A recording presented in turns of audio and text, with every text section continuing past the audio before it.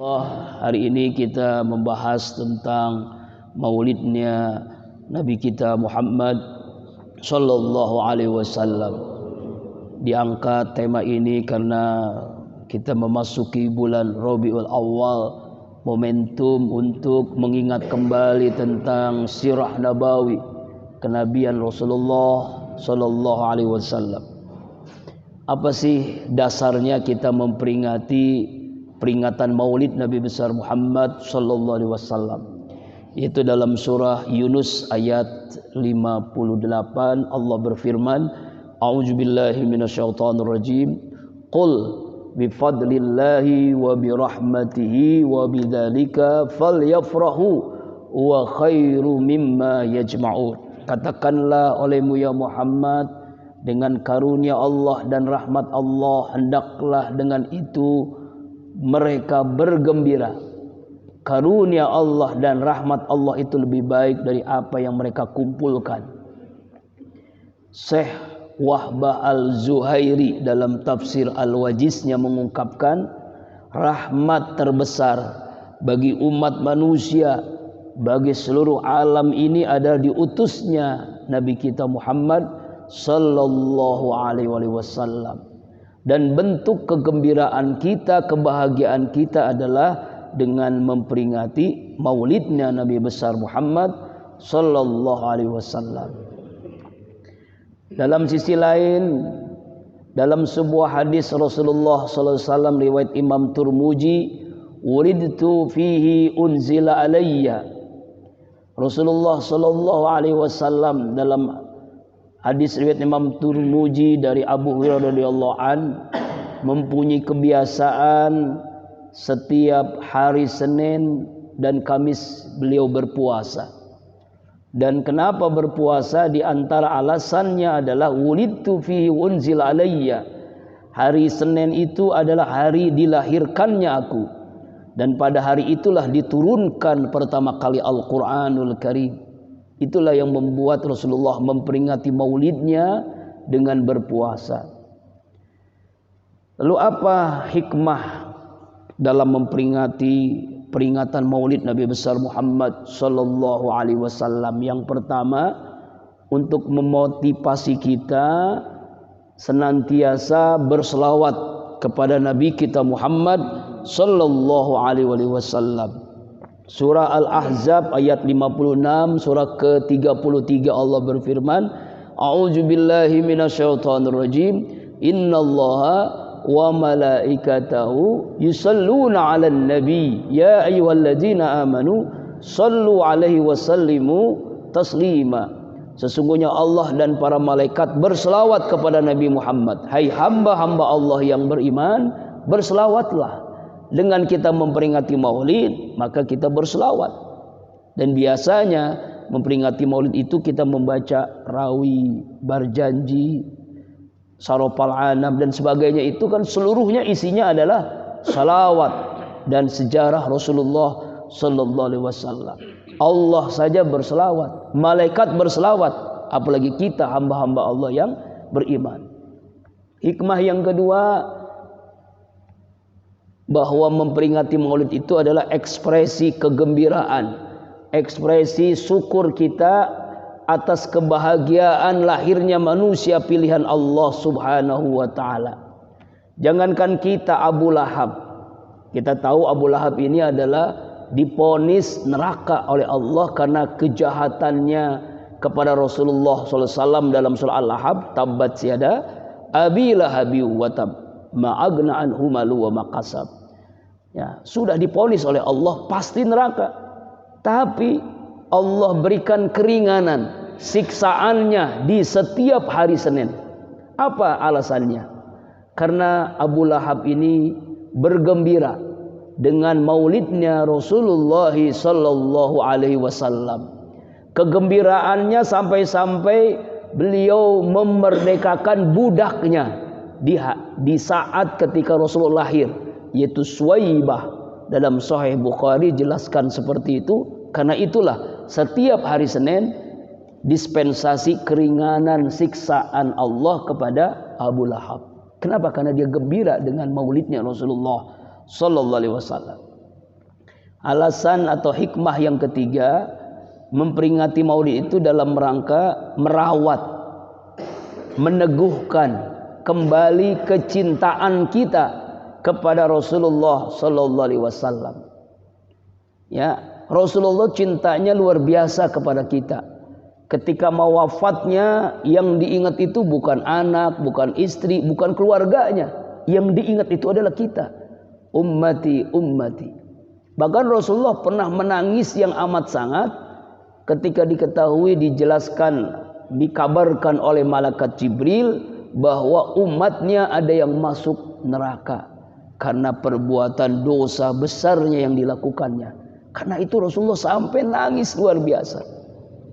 Jamaah rahimakumullah, lalu apa tujuan kita memperingati peringatan Maulid itu? Paling tidak ada 5 tujuan kita. Pertama adalah lil ibadah. Tujuan kita memperingati Maulid Nabi besar Muhammad adalah dalam rangka ibadah, mengharap rahmat Allah dan ridho Allah Subhanahu wa taala. Makanya mulai dari kita berbagi dengan istilah ambengkah, makanankah, dengan kita bersilaturahim, membaca salawat, rawi, berjanji, kemudian kita bersama-sama ya mendengarkan, menyimak tausiah dalam peringati Maulid itu, tujuan tidak ada lain adalah lil ibadah, untuk ibadah kepada Allah Subhanahu wa taala. Kalau ibadah bernilai pahala, ampunan dosa dan derajat. Kemudian yang kedua, jamaah rahimakumullah, tujuan kita memperingati Maulid dalam rangka lil barokah, untuk meraih keberkahan. Berkah umur kita, berkah ilmu kita, berkah rezeki kita, berkah rumah tangga kita, bahkan berkah kampung kita, bahkan ujung-ujungnya berkah negeri yang kita cintai ini. Walau anna ahlal qura amanu wa taqaw la fatana alaihim barakatim minas samai wal ardh. Seandainya penduduk negeri ini semuanya beriman kepada Allah, bertakwa, pasti Allah turunkan keberkahan. Ini tujuan kita, lil barokah, untuk mendapatkan keberkahan. Nah, berkah itu beda dengan berkat. Ya Pak ya. Kalau berkat, diangkat. Itu namanya bawa berkat. Tapi barokah adalah ziyadatul khair, bertambahnya kebaikan kepada kita, kepada keluarga kita, kepada kampung kita. Jamaah rahimakumullah, yang ketiga, tujuan kita memperingati Maulid adalah lil mahabbah, untuk meraih cintanya Nabi sallallahu alaihi wasallam. Qul in kuntum tuhibbanallah fattabi'uni yuhibbukumullah wa yaghfir lakum dzunubakum wallahu ghafurur rahim. Katakanlah, jika kalian cinta kepadaku, ikuti aku. Jadi kita ingin raih cintanya Nabi.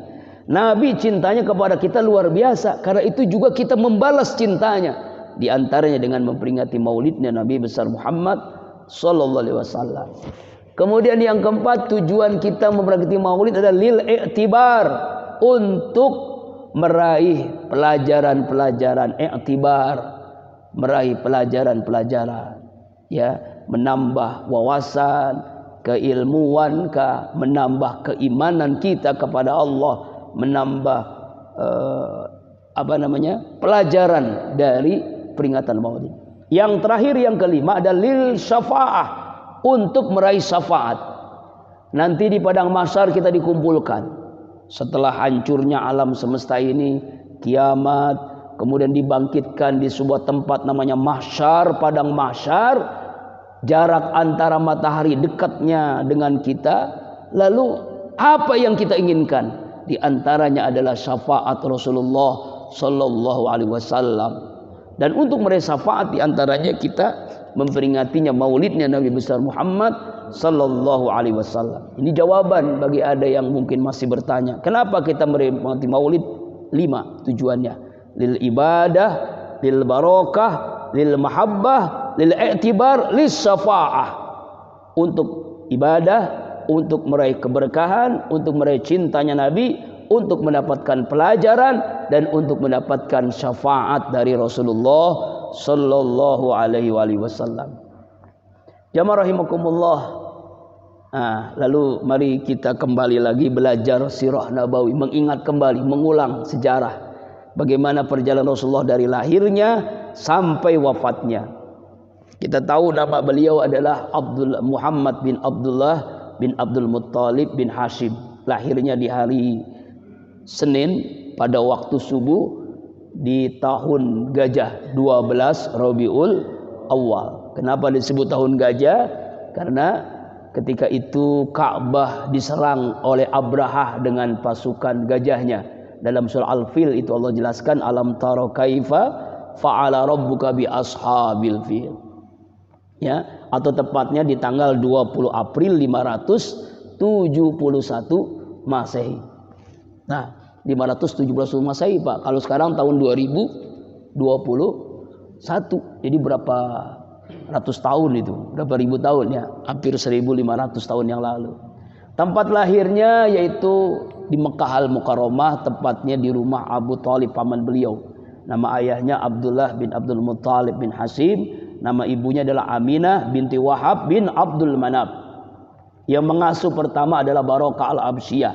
Ibu yang menyusuinya adalah Suwaibah. Ibu yang kedua adalah Halimah binti Zuaib As-Sa'diyah atau terkenal dengan Halimatus Sa'diyah.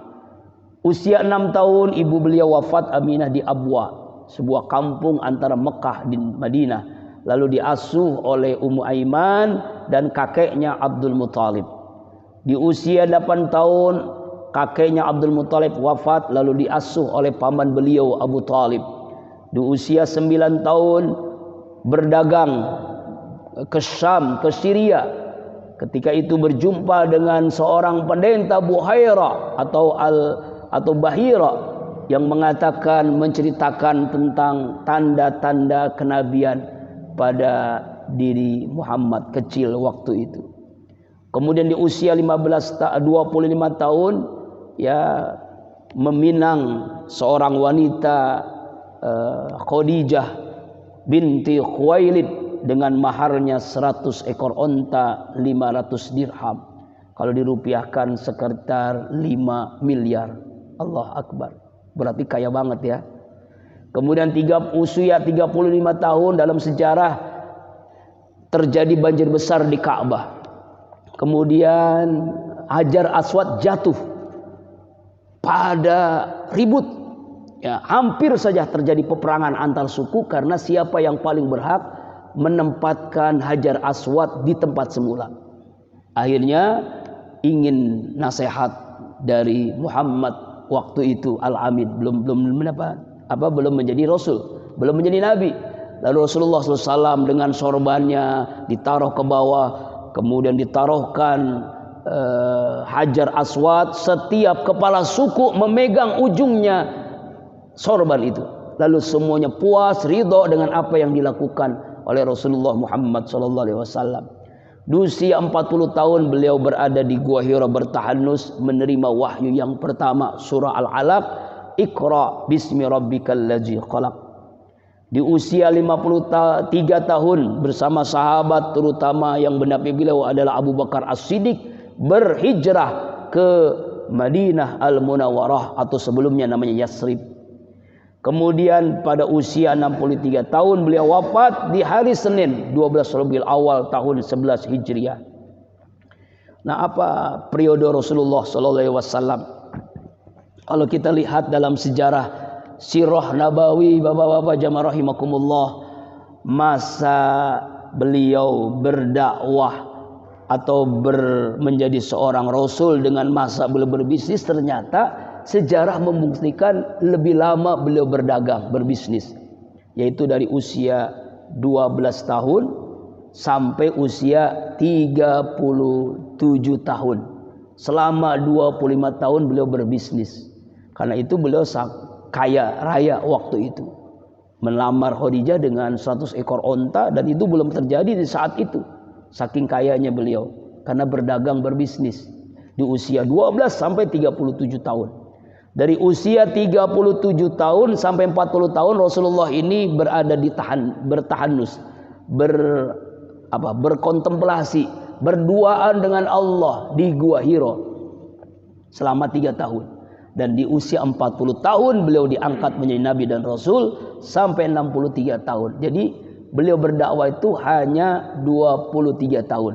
Jadi lebih lama beliau berdagang 25 tahun, sedangkan menjadi rasul berdakwah 23 tahun. Jadi beda 2 tahun. Ini sejarah aja ya. Kemudian bagaimana kehidupan ekonomi Rasulullah? Rasulullah itu karena teladan terbaik bagi kita, beliau itu pernah mengalami kaya, pernah sedang, artinya hidup normal, sederhana, dan juga pernah miskin.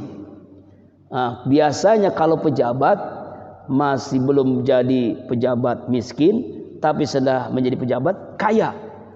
Nah, Rasulullah itu kebalikannya. Masa mudanya kaya, masa tuanya miskin sekali. Bahkan pernah Rasulullah SAW ketika memimpin sholat berjamaah, terdengar suara perutnya, ya, perut yang kelaparan. Ya, ketika itu Umar bin Khattab berdiri. Hai sahabat, siapakah di antara kalian yang hari ini saya mendengar saya sholat tadi tidak khusyuk? Seperti ada yang suara perut yang berapa hari tidak makan. Tidak ada yang menjawab. Rasulullah menjawab, saya ya Umar. Ya Allah ya Rabbana. 3 hari Rasulullah tidak makan. Dan Umar pun berpidato, hai para sahabat, para pemimpin-pemimpin Persia, Romawi dengan hidup mewahnya, pemimpin kita dunia akhirat 3 hari tidak makan. Allahu Akbar. Artinya ketika masa akhir hidupnya beliau miskin sekali. Lalu kemana hartanya yang selama ini beliau kumpulkan? Hartanya adalah seluruhnya untuk dakwah, untuk perjuangan, untuk jihad fisabilillah, untuk umat, untuk fuqara masakin. Jadi Rasulullah itu pernah kaya, pernah sedang, dan pernah miskin. Miskin itu ketika di akhir-akhir hidupnya. Jamaah rahimakumullah, bagaimana kehidupan rumah tangga Rasulullah sallallahu alaihi wasallam? Rasulullah itu pernah punya 1 istri, pernah duda, dan pernah banyak istri. Artinya pernah bermonogami, pernah tidak punya istri, dan pernah berpoligami. Dan ternyata sejarah membuktikan usia Rasulullah punya banyak istri dengan punya 1 istri lebih lama dengan 1 istri, yaitu selama 25 tahun. Usia 25 sampai usia 50 tahun itu beliau hanya 1 istri, yaitu dengan Khadijah binti Khuwailid. Kemudian Khadijah wafat usia 50 sampai 51 tahun, beliau tidak punya istri, beliau duda. Allah perintahkan untuk menikah. Nah, itu di usia 52 sampai 63 tahun. Jadi poligami beliau itu hanya 11 atau 12 tahun. Nah, kenapa Rasulullah sallallahu alaihi wasallam boleh banyak istri berbeda dengan umatnya? Nah, ini yang kita bahas. Ada istilah dalam sejarah itu namanya khosais, khusus, ciri khusus, kekhususan, ketentuan khusus yang hanya pada diri Rasulullah sallallahu alaihi wasallam. Apa itu? Khosais Rasulullah adalah sejumlah aturan yang hanya disyariatkan, yang hanya diberlakukan kepada Rasulullah, tidak kepada umatnya. Kenapa? Karena memang dikhususkan Rasulullah ini adalah penerima wahyu, maka beliau berbeda dari umatnya dari berbagai aturan-aturan dan kewajiban. Contohnya, pertama khosais pernikahan.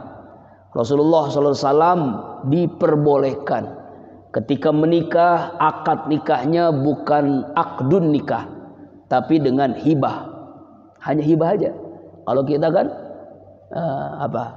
ketika menikah itu ada namanya ijab dan qabul, ya, ada akad nikahnya, ya, saya terima nikahnya Mas Kilun dengan Fulan bin Fulanah, Fulan bin Fulan, ya, dengan mahar, dengan mas kawin sekian. Tapi Rasulullah tidak. Inilah khosais Rasulullah. Kemudian yang berikutnya, Rasulullah ini diperbolehkan menikah dengan banyak wanita yang jumlahnya tidak terbatas, sesuai dengan kemauan Rasulullah, tidak terbatas. Sedangkan umatnya dibatasi sampai 4. Ya, ini namanya khosais Rasulullah SAW. Jadi kalau ada pertanyaan kenapa berbeda? Karena memang berbeda, karena Allah berikan wahyu untuknya. Jadi berbeda dengan umatnya. Kemudian yang berikutnya khosais pernikahan Rasulullah itu, Allah Subhanahu wa taala memuliakan istri-istri Rasulullah melebihi semua perempuan di dunia ini. Makanya perempuan istri Rasulullah disebut dengan ummatuhul mukminin, ibunya orang-orang mukmin, mulai dari Khadijah sampai Aisyah radhiyallahu anha. Ya, itu di antara khosais pernikahan. Ada juga khosais masalah ibadah. Contohnya Rasulullah itu wajib untuk sholat tahajud, hukumnya wajib, kalau umatnya sunnah. Kemudian Rasulullah wajib sholat witir, setiap malam wajib sholat witir. Rasulullah wajib untuk bersiwak, Rasulullah wajib untuk sholat fajar, Rasulullah wajib untuk sholat duha, dan Rasulullah wajib ain untuk berkurban. Itu diantaranya. Wajib membayar hutang. Jadi Rasulullah itu wajib membayar hutang seorang muslim ketika meninggal dunia, keluarganya tidak mampu melunasi hutang, maka Rasulullah yang membayarkannya. Nah, Rasulullah wajib mengerjakan sholat dengan sempurna tanpa cacat sekalipun. Ya, itu misalnya di antaranya kewajiban-kewajiban yang hanya pada diri Rasulullah sallallahu alaihi wasallam. Kemudian keharaman khusus. Rasulullah itu haram. Haram apa?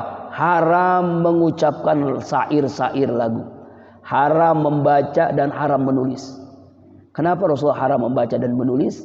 Kalau seandainya Rasulullah pandai membaca dan menulis, diragukan keotentikannya Al-Quranul Karim.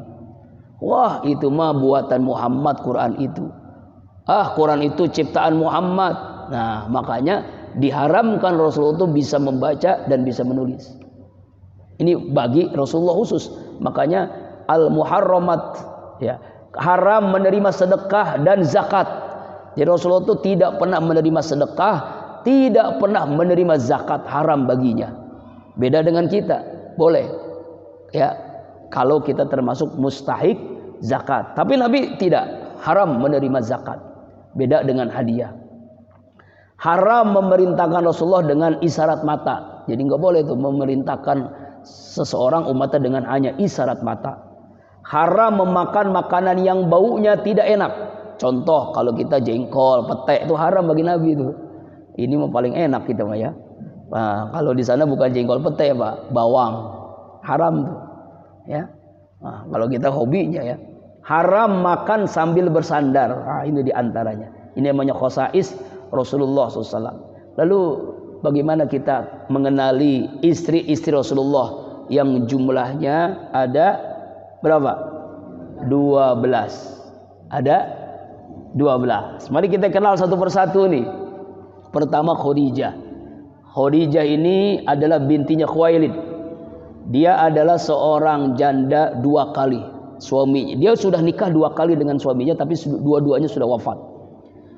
Lalu pengusaha, keturunan bangsawan Quraisy, anaknya 4 dari pernikahan sebelumnya dan 6 anak dari Rasulullah sallallahu alaihi wasallam.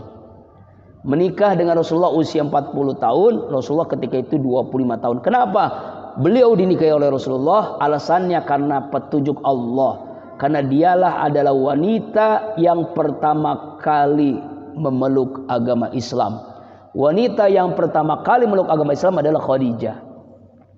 Yang kedua, istri Rasulullah namanya Saudah binti Jum'ah. Saudah ini wanita kulit hitam, ya, dari Sudan. Janda dari sahabat Nabi As-Sukran bin Amran al-Ansari yang wafat menjadi perisai Nabi di medan perang. Anaknya 12. Umurnya 76 tahun. Coba. Anak 12, hitam, umur 70 tahun. Jadi kalau Bang Jawoto mau nikah lagi, pilih Saudah. Ya. Anak 12, umur 70 tahun, orangnya hitam. Nah, kira-kira istri kita ikhlas nggak tuh ya? Insya Allah ikhlas. Kitanya yang nggak ikhlas gitu. Ya Allah, itu yang diribayar. Kenapa Rasulullah menikahi beliau? Karena menjaga keimanan Saudah. Anaknya banyak, anak yatim, dan suaminya itu mati ketika menjadi perisainya Rasulullah sallallahu alaihi wasallam. Nah, ketika itu Rasulullah usianya 56 tahun ya. Kemudian yang ketiga Zainab binti Jahsil. Ini adalah istri dari Zaid bin Harisah. Umurnya 45 tahun, lebih muda ya. Kenapa? Karena perintah Allah pernikahan harus sekupu ya, mantan istri Zaid bin Harisah. Yang keempat Ummu Salamah binti Abu Umayyah. Dia putri bibinya Rasulullah, seorang janda yang cerdas, pandai retorika, pandai berpidato, pandai mengajar, ya seorang guru dah. Usianya 62 tahun. Kenapa dinikahi? Karena Allah perintahkan agar membantu berdakwah. Karena harus ada istri yang seorang pendakwah, seorang guru. Nah ini, supaya nanti mengajar khusus kaum ibu-ibu, istilah ustazahnya lah. Ya. Kemudian yang kelima Ummu Habibah Romlah binti Abu Sufyan. Dia mantan istrinya Ubaidah bin Jahsi, seorang janda. Kenapa? Karena suaminya pindah agama menjadi seorang yang Kristen Nasrani, murtad. Untuk menyelamatkan, menjaga keimanan Ummu Habibah ini supaya dia tidak murtad seperti suaminya, Rasulullah menikahi.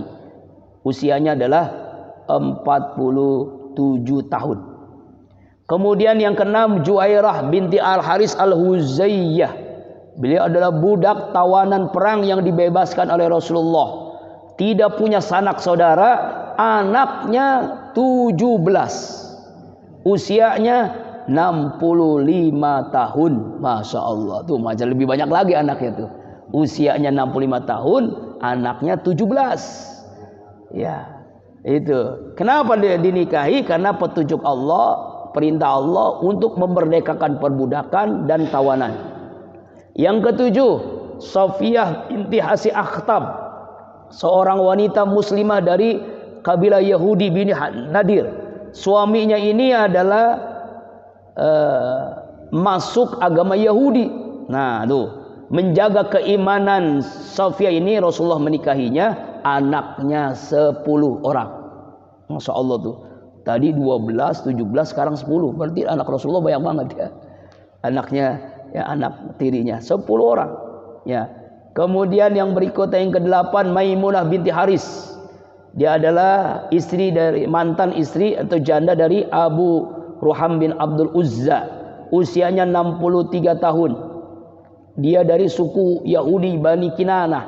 Dengan menikahinya menjaga, mengembangkan dakwah di kalangan Bani Nazir, orang-orang Yahudi. Kemudian Zainab binti Uzaimah bin Haris yang ke-9. Janda yang banyak anak yatimnya di rumahnya, banyak duafa. Makanya disebut dengan ibunya fakir miskin. Yaitu usia 50 tahun. Ya, supaya apa? Supaya menjaga dia, karena dia banyak anak yatimnya, banyak orang-orang miskin di rumahnya. Kemudian yang ke-10 Maria Al-Qibtiyah, seorang budak, hadiah dari Raja Mukaukis Iskandaria Mesir. Seorang gadis dia. Gadis usia 25 tahun. Kenapa? Karena menjaga keimanan Maria Al-Qibtiyah, dia adalah seorang budak dan hadiah. Hadiah dari seorang raja itu tidak boleh ditolak. Kalau ditolak tersinggung dia. Dan buktinya dengan menerima hadiah masuk Islam dan rakyatnya ikut masuk Islam. Tuh kan, rajanya Islam, rakyatnya ikut Islam. Itu dakwah. Masya Allah tuh, dapat hadiah seorang gadis. Kemudian yang ke-11 Hafsah binti Umar bin Khattab. Dia adalah putri dari sahabat beliau Umar bin Khattab. Janda, usianya 35 tahun. Hafal Al-Quran 30 juz. Untuk menjaga seorang hafizah. Seorang hafizah ini. Ya, 35 tahun. Nah, kemudian Aisyah binti Abu Bakar. Gadis cantik dan cerdas. Putri dari sahabat terdekat Abu Bakar As-Siddiq. Usianya 9 tahun. Rasulullah waktu itu usianya 61 tahun. Ya, tapi sudah balik. Ya, makanya tidak dijadikan hubungan biologis dulu karena belum balik. Setelah balik baru. Kenapa? Karena cerdas. Itulah banyak hadis-hadis dari Aisyah radhiyallahu anha. Kenapa? Karena beliau menghafal hadis-hadis Rasulullah SAW. Ini 12 istri Rasulullah SAW. Nah, mari kita lihat sekarang keharmonisan rumah tangga Rasulullah. Rasulullah ini adalah suami teladan, ayah teladan, kakek teladan, mertua teladan, suami teladan. Bagaimana beliau ya memanggil istrinya dengan panggilan kasih sayang. Tidak pernah memanggil dengan panggilan yang membuat terhina ya atau membuat sakit hati istri-istrinya. Misalnya beliau memanggil istrinya dengan ya Khumairah yang kemerah-merahan. Kepada siapa? Aisyah radhiyallahu anha. Tuh. Ya. Ini kadang-kadang kita ini manggil istri jujur tapi nyakitin. Ya kan? Istri hitam panggil black, istri gemuk panggil gentong, istri kurus panggil pensil, istri cerewet panggil apa namanya? Kaleng dan sebagainya. Nauzubillah. Rasulullah itu suami teladan. Kemudian ayah teladan. Bagaimana beliau seorang ayah yang luar biasa tapi diberikan ujian yang sangat berat. Anak beliau ada berapa? Ada 7 ya. Tetapi Allah wafatkan anak laki-laki beliau belum usia 2 tahun, yaitu Qasim, Abdullah dan Ibrahim. Anak beliau namanya Qasim, Abdullah, Ibrahim, Zainab, Ruqayyah, Ummu Kulsum dan Fatimah Zahra. Ini anak-anak beliau. Beliau seorang kakek teladan. Bagaimana sampai beliau sujud lama sekali waktu itu padahal belum jadi imam. Salat berjamaah. Kenapa bisa lama? Karena Hasan Hussein cucu beliau menunggangi punggung beliau ketika sujud. Sampai selesai baru Rasulullah berdiri, duduk setelah sujud yang lama. Sahabat bertanya, "Ya Rasul, tidak biasanya salat sujud hari ini lama sekali. Kenapa ya Rasulullah?" Rasulullah menjawab, "Tadi cucuku bermain-main di punggungku. Khawatir kalau aku langsung duduk di antara 2 sujud, cucuku akan jatuh dan nangis." Itu saking sayangnya kepada cucu-cucu beliau, kakek teladan. Kemudian beliau adalah mertua teladan. Bagaimana beliau mengikhlaskan putri yang sangat disayanginya dinikahi oleh laki-laki yang miskin, namanya Ali bin Abi Thalib. Miskin tapi gagah, tampan. Ya, itu Ali bin Abi Thalib. Kemudian bagaimana sifat Rasulullah SAW? Beliau adalah seperti kita manusia biasa. Nabi itu manusia biasa, Pak, bukan malaikat. Inilah yang membuat kita bisa mencontohinya. Kalau seandainya Muhammad itu malaikat, gimana kita contohnya? Bagaimana kita mencontoh kalau Nabi Muhammad itu seorang jin misalnya? Ya gimana, nggak kelihatan. Dan juga Nabi Muhammad itu bukan Superman. Kalau Superman kita nggak bisa terbang, ya kan? Pakai celana dalamnya di depan. Nauzubillah ya. Rasulullah itu manusia. Beliau makan, beliau tidur, beliau berkeluarga, sama dengan kita. Manusia basyarun, tetapi la kal basar. Beliau makan, tapi beliau itu makannya sedikit. Beda dengan kita, sedikit-sedikit makan. Beliau tidur, tapi beliau tidurnya sedikit. Beda dengan kita sedikit-sedikit tidur ya. Ya Allah, itu diantaranya. Manusia biasa. Beliau keringatnya wangi, semerbak harum yang saat itu tidak ada minyak wangi. Bahkan yang sangat dirindukan oleh Aisyah radhiyallahu anha adalah keringatnya Rasulullah. Pulang dari kemana-mana, dari dakwah, dari jihad, dari berdagang, pakaiannya dibuka. Itu yang sangat dirindukan Aisyah. Itu langsung dibuka pakaiannya, diusapkan ke wajahnya. Kenapa? Karena wangi dan membuat Aisyah itu semakin hari semakin cantik. Jadi cantiknya bertambah-tambah cantik. Bahkan Rasulullah memanggil ya Khumairah yang kemerah-merahan. Jadi kalau kita punya istri pengen wajahnya kemerah-merahan, cantik seperti Aisyah, bukalah pakaian, lalu pakaian kita, kaos kita usapkan ke wajahnya. Insya Allah. Insya Allah lah, insya Allah. Bukan kemerah-merahan. Ya Allah ya. Ya Allah ya Rabbana, mabok. Kemudian yang berikutnya sifat Rasulullah adalah terpelihara dari kesalahan. Ya. Beliau kalau melakukan kesalahan ditegur sama Allah, terpelihara makanya. Kemudian beliau adalah as-siddiq, benar, jujur, tidak pernah berbohong. Makanya sebelum dekat jadi nabi pun beliau sudah mendapatkan gelar al-amin. Kemudian beliau adalah fatonah, cerdas. Ya, seluruh nabi adalah cerdas. Semua nabi itu cerdas, nggak ada yang bodoh. Ya, kemudian mempunyai akhlak yang agung, akhlak yang mulia sampai Allah memujinya. Wa innaka la'ala khuluqin azim. Beliau itu amanah, beliau itu tabligh, beliau itu komitmen istiqomah. Beliau itu adalah penutup para nabi. Jadi wajib kita tidak percaya siapapun kalau ada orang yang ngaku nabi. Ustadz, dia hafal Quran, hafal ribuan hadis, kita wajib tidak percaya kalau dia ngaku nabi. Kemana-mana sorbannya panjang, dia ngaku nabi, kita wajib tidak percaya. Wah, dia itu hidungnya mancung, tinggi besar, ilmu kedikjayaannya tinggi. Kalau dia ngaku nabi, kita wajib tidak percaya. Kenapa?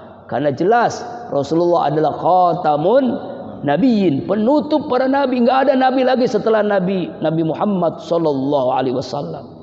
Nah, sekarang kan zaman sekarang ini banyak orang yang tertipu, atau juga anehnya banyak yang percaya.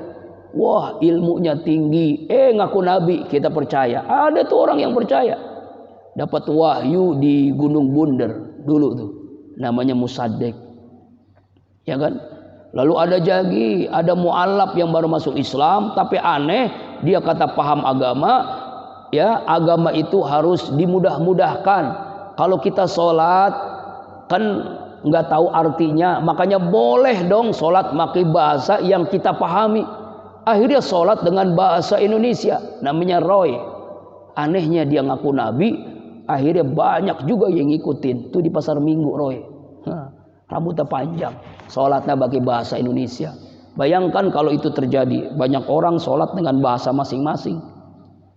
Ya, bahasa Indonesia, Allah diganti Tuhan yang maha besar. Bahasa Jepang, bahasa Inggris, waduh, bisa berapa itu ya Allah. Nah, ini kan ada lagi, ya, di antara ada yang ngaku nabi, siapa tuh? Tugimin, ya, Tugimin nama nabi, ya, ngaku nabi dia, ya, tapi aneh, ada yang ngikutin juga. Rasa-rasanya Bapak Jamaah rahimakumullah, jangankan ngaku nabi, jadi kiai juga kalau Tugimin nggak pantas ya, ya, misalnya MC mempersilahkan.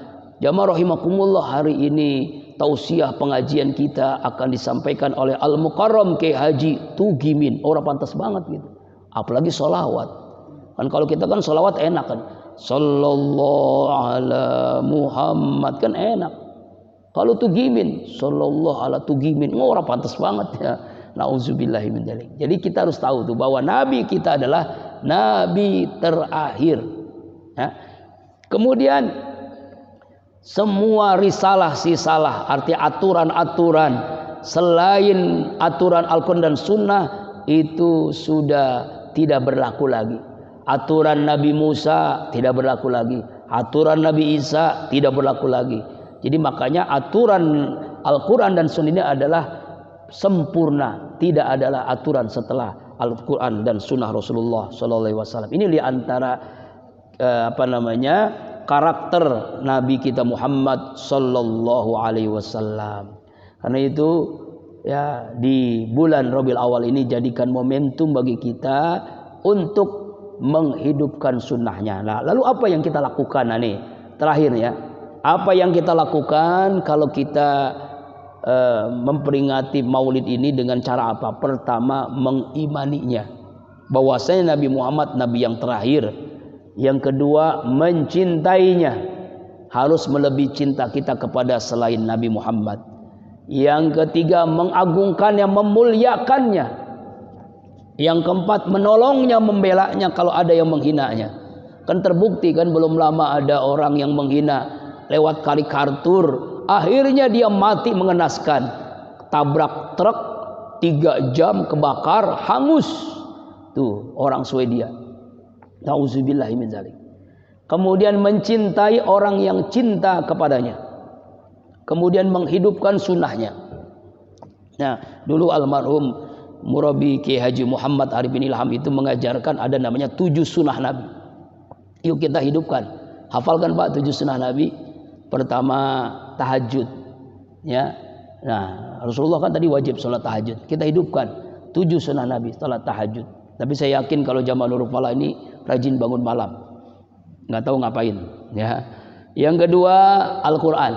Yuk kita baca Al-Quran. Usahakan kalau tidak mampu one day one juz ya one day one ayat lah ya. Tidak mampu satu hari satu juz ya satu hari satu ayat lah. Mesti sebelum kita melihat apapun dunia ini, lihatlah Al-Quran. Yang ketiga, selalu berjamaah ke masjid. Ya, nah, selalu berjamaah ke masjid. Kecuali kondisi yang tidak memungkinkan. Misalnya dalam perjalanan macet, itu kan ada namanya sholat jamaah. Kemudian yang keempat, sholat duha. Nanti kita sholat duha. Ya, pagi-pagi jangan sampai kita lepas duha. Karena itulah kunci rezeki, kunci kemudahan. Yang kelima, sedekah. Nah, ini sedekah juga kunci sukses dunia akhirat. Malaikat itu selalu mendoakan orang yang bersedekah. Kemudian yang keenam, jaga wudu.